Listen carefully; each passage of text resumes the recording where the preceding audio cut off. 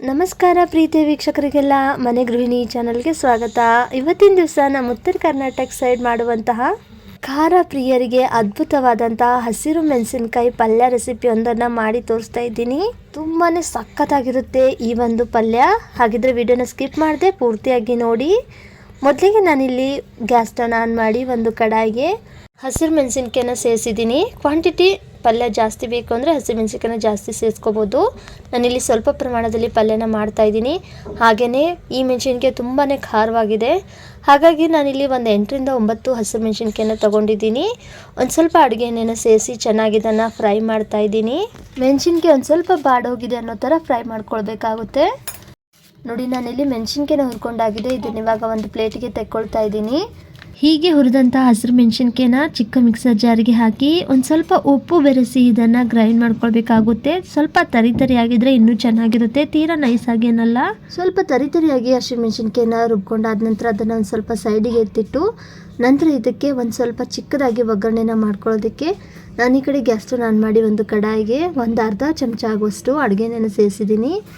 ಎಣ್ಣೆ ಒಂದು ಸ್ವಲ್ಪ ಬಿಸಿಯಾಗಿದೆ ಅಂದಾಗ ಜೀರಿಗೆ ಸಾಸಿವೆನ ಸೇರಿಸಿ, ಜೀರಿಗೆ ಸಾಸಿವೆ ಎಲ್ಲವೂ ಕೂಡ ಒಂದು ಸ್ವಲ್ಪ ಚಟಪಟ ಅಂತಿದೆ ಅಂದಾಗ ಒಂದು 6ರಿಂದ 7 ಬೆಳ್ಳುಳ್ಳಿ ಹೆಸರನ್ನ ಜಜ್ಜಿ ಹಾಕ್ಕೊಂಡಿದ್ದೀನಿ.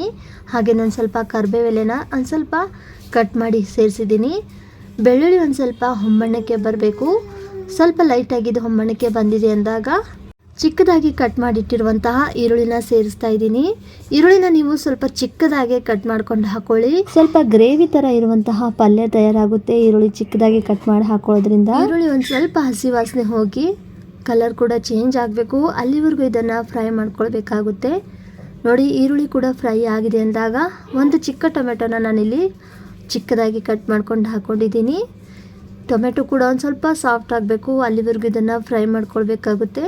ಇಲ್ಲಿ ಟೊಮೆಟೊ ಬದಲಿಗೆ ನೀವು ಹುಣಸೆ ರಸ ಕೂಡ ಸೇರಿಸ್ಕೊಳ್ಬೋದು. ಹುಣಸೆ ರಸ ಸೇರಿಸೋದಾದರೆ ಫಸ್ಟ್ ನಾವು ಗ್ರೈಂಡ್ ಮಾಡಿದಂತಹ ಹಸಿರು ಮೆಣಸಿನಕಾಯಿ ಖಾರನ ಸೇರಿಸಿ ಅದೊಂದು ಸ್ವಲ್ಪ ಫ್ರೈ ಮಾಡ್ಕೊಂಡಾದ ನಂತರ ಹುಣಸೆ ರಸನ ಸೇರಿಸಬೇಕಾಗುತ್ತೆ. ಟೊಮೆಟೊ ಒಂದು ಸ್ವಲ್ಪ ಫ್ರೈ ಆಗಿದೆ ಅಂದಾಗ ನಂತರ ಗ್ರೈಂಡ್ ಮಾಡಿಟ್ಟಿರೋಂಥ ಹಸಿರು ಮೆಣಸಿನಕಾಯಿ ಖಾರನ ಸೇರಿಸಿ, ಹಾಗೆ ನಾನು ಸ್ವಲ್ಪ ರುಚಿಗೆ ತಕ್ಕಷ್ಟು ಉಪ್ಪನ್ನು ಸೇರಿಸಿ ಒಂದು ಸ್ವಲ್ಪ ಅರಿಶಿನ ಸೇರಿಸಿದ್ದೀನಿ. ಮೆಣಸಿನ್ಕಾಯಿ ಗ್ರೈಂಡ್ ಮಾಡಬೇಕಾದ್ರೂ ಕೂಡ ಒಂದು ಸ್ವಲ್ಪ ಉಪ್ಪು ಬೆರೆಸಿ ಮೆಣಸಿನ್ಕಾಯಿನ ಗ್ರೈಂಡ್ ಮಾಡಿರೋ ಕಾರಣಕ್ಕೆ ನಾನಿಲ್ಲಿ ಸ್ವಲ್ಪ ಪ್ರಮಾಣದಲ್ಲಿ ಉಪ್ಪನ್ನು ಸೇರಿಸಿದ್ದೀನಿ.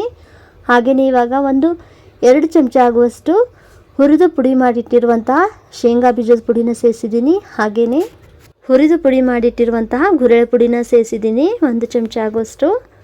ಇದೆಲ್ಲವನ್ನು ಕೂಡ ಈಗ ಕೈ ಬಿಡದೇನೆ ಮಿಕ್ಸ್ ಮಾಡ್ಕೊಳ್ಬೇಕಾಗುತ್ತೆ. ನಮ್ಮ ಉತ್ತರ ಕರ್ನಾಟಕ ಸೈಡು ಆಲ್ಮೋಸ್ಟ್ ನಾವು ಒಂದು ಸ್ವಲ್ಪ ಪಲ್ಯಗಳಿಗೆ ಈ ಶೇಂಗಾ ಹಿಂಡಿ ಮತ್ತು ಗುರೆಳೆ ಪುಡಿನ ಬಳಸ್ತೀವಿ. ತುಂಬ ಚೆನ್ನಾಗಿ ಗ್ರೇವಿ ಥರ ಪಲ್ಯ ತಯಾರಾಗುತ್ತೆ ಅಂತಲೇ ಹೇಳ್ಬೋದು. ನೋಡಿ, ಹೀಗೆ ಕೈ ಬಿಡದೇನೆ ಚೆನ್ನಾಗಿ ಇದನ್ನು ಮಿಕ್ಸ್ ಮಾಡ್ಕೊಳ್ತಾ ಹಾಗೆಯೇ ಆ ಟೊಮೆಟೊನೂ ಕೂಡ ಸ್ವಲ್ಪ ಸ್ಮ್ಯಾಶ್ ಮಾಡ್ತಾ ಚೆನ್ನಾಗಿ ಇದನ್ನು ಮಿಕ್ಸ್ ಮಾಡ್ಕೊಳ್ತಿರ್ಬೇಕಾದ್ರೆ ಆ ಶೇಂಗಾ ಪೌಡ್ರು ಮತ್ತು ಗುರೆಳೆ ಪೌಡ್ರದಲ್ಲಿರುವಂಥ ಎಣ್ಣೆ ಅಂಶ ಕೂಡ ತುಂಬ ಚೆನ್ನಾಗಿ ಬಿಟ್ಟು ಪಲ್ಯ ಸಖತ್ತಾಗಿ ತಯಾರಾಗುತ್ತೆ. ನೋಡಿ ಯಾವ ಥರ ಮಿಕ್ಸ್ ಆಗಿ ಚೆನ್ನಾಗಿ ಪಲ್ಯ ಆಗಿದೆ ಅಂತ. ಈ ಪಲ್ಯನ ನೀವು ಹೀಗೆ ಕೂಡ ಊಟ ಮಾಡ್ಬೋದು. ಈ ಪಲ್ಯನ ಇದೇ ಥರ ಮಾಡಿ ಇಟ್ಟರೆ 2 ದಿನ ಆದರೂ ಕೂಡ ಕೆಡೋದಿಲ್ಲ, ಅಷ್ಟು ಚೆನ್ನಾಗಿರುತ್ತೆ. ನೀರೇನು ಹಾಕದೇನೆ ಹಾಗೆ ಡ್ರೈ ಪಲ್ಯ ಥರ ನೀವು ಇದನ್ನು ಊಟ ಮಾಡ್ಬೋದು, ತುಂಬ ಚೆನ್ನಾಗಿರುತ್ತೆ. ನಾನಿಲ್ಲಿ ಒಂದು ಸ್ವಲ್ಪ ನೀರನ್ನು ಸೇರಿಸಿ ಚೆನ್ನಾಗಿ ಇದನ್ನು ಮಿಕ್ಸ್ ಮಾಡಿಕೊಂಡು ಒಂದು 3ರಿಂದ 4 ನಿಮಿಷದವರೆಗೆ ಕುದಿಯಲು ಬಿಡ್ತಾ ಇದ್ದೀನಿ. ಒಂದು ಸ್ವಲ್ಪ ನೀರು ಹಾಕಿ ಕುದಿಸ್ಕೊಳ್ಳೋದ್ರಿಂದ ಗ್ರೇವಿ ಥರ ಇರುವಂತಹ ಪಲ್ಯ ತಯಾರಾಗುತ್ತೆ ಅನ್ಬೋದು. ಈ ಥರ ಗ್ರೇವಿ ಥರ ಇರೋದನ್ನೇ ನಾವು ಚಟ್ ಅಂತ ಕರಿತೀವಿ. ಈ ಥರ ಚಟ್ ಇರುವಂತಹ ಪಲ್ಯ ಬಿಸಿ ಬಿಸಿ ಅನ್ನಕ್ಕಂತೂ ಸೂಪರ್ ಕಾಂಬಿನೇಷನ್ ಅಂತಲೇ ಹೇಳ್ಬೋದು. ಬಿಸಿ ಅನ್ನದ ಮೇಲೆ ಒಂದು ಸ್ವಲ್ಪ ತುಪ್ಪ ಹಾಗೆ ಈ ಥರ ಗ್ರೇವಿ ಇರುವಂತಹ ಹಸಿರು ಮೆಣಸಿನಕಾಯಿ ಪಲ್ಯ ಇದ್ದರೆ ಸಖತ್ತಾಗಿರುತ್ತೆ ಅಂತಲೇ ಹೇಳ್ಬೋದು. ಮಾಮೂಲಾಗಿ ನಾವು ಹಬ್ಬದ ದಿನಗಳಲ್ಲಿ ಹೆಚ್ಚಾಗಿ ಈ ಒಂದು ಹಸಿರು ಮೆಣಸಿನಕಾಯಿ ಪಲ್ಯನ ಮಾಡ್ಕೊಳ್ಳೋದು. ನಮ್ಮ ಸೈಡು ಹೋಳಿಗೆ ಜೊತೆಗೂ ಕೂಡ ಇದನ್ನು ನೆಂಚ್ಕೊತಾರೆ, ತುಂಬ ಚೆನ್ನಾಗಿರುತ್ತೆ ರುಚಿಯಾಗಿ ಖಾರವಾಗಿ. ಇಲ್ಲ ಅಂದರೆ ಬಿಸಿ ಬಿಸಿ ಆಗಿರುವಂತಹ ತಗಡ ಮೇಲಿನ ಎಣ್ಣೆ ಹಚ್ಚಿರುವಂತಹ ಚಪಾತಿ ಕೂಡ ನಾವು ಹಬ್ಬದ ಟೈಮಲ್ಲಿ ಮಾಡ್ತೀವಿ. ಆ ಚಪಾತಿಗೂ ಕೂಡ ಸಖತ್ ಕಾಂಬಿನೇಷನ್ ಅಂತಲೇ ಹೇಳ್ಬೋದು. ಈ ಪಲ್ಯನ 1-2 ನಿಮಿಷಗಳ ಕಾಲ ಮತ್ತೆ ತಟ್ಟೆ ಮುಚ್ಚಿ ನಾನು ಕುದಿಸ್ಕೊಂಡಿದ್ದೀನಿ. ಸಖತ್ತಾಗಿರುವಂತಹ ಹಸಿರು ಮೆಣಸಿನಕಾಯಿ ಚಟ್ ಪಲ್ಯ ತಯಾರಾಗಿದೆ. ಕೊನೆಯದಾಗಿ ಕೊತ್ತಂಬರಿ ಸೊಪ್ಪನ್ನು ಸೇರಿಸ್ಕೊಳ್ಬೋದು. ನನ್ನ ಹತ್ರ ಕೊತ್ತಂಬರಿ ಸೊಪ್ಪು ಖಾಲಿ ಆಗಿತ್ತು. ಹಾಗೆಯೇ ಇದಕ್ಕೆ ಸ್ಪ್ರಿಂಗ್ ಆನಿಯನ್ ಇದ್ದರೆ ಅದನ್ನು ಕೂಡ ಸೇರಿಸ್ಕೊಳ್ಳಿ, ಇನ್ನೂ ಟೇಸ್ಟ್ ಡಬಲ್ ಆಗುತ್ತೆ ಅಂತಲೇ ಹೇಳ್ಬೋದು. ಇಲ್ಲಿ ಬೆಂಗಳೂರಲ್ಲಿ ಅಷ್ಟಾಗಿ ಸ್ಪ್ರಿಂಗ್ ಆನಿಯನ್ ಜಾಸ್ತಿ ಸಿಗೋದಿಲ್ಲ, ಸಿಕ್ಕರೂ ಕೂಡ ಅದು ಅಷ್ಟು ಚೆನ್ನಾಗಿ ಇರೋದಿಲ್ಲ, ಹಾಗಾಗಿ ನಾನಿಲ್ಲಿ ಬಳಸಿಲ್ಲ. ಹಸಿರು ಮೆಣಸಿನ್ಕಾಯಿ ಚಟ್ ಪಲ್ಯ ಅಂತೂ ತಯಾರಾಗಿದೆ. ನಾನಿಲ್ಲಿ ಒಂದು ಪ್ಲೇಟ್ಗೆ ಸರ್ವ್ ಮಾಡಿದ್ದೀನಿ. ನೋಡಿ ಯಾವ ಥರ ಪಲ್ಯ ತಯಾರಾಗಿದೆ ಅಂತ.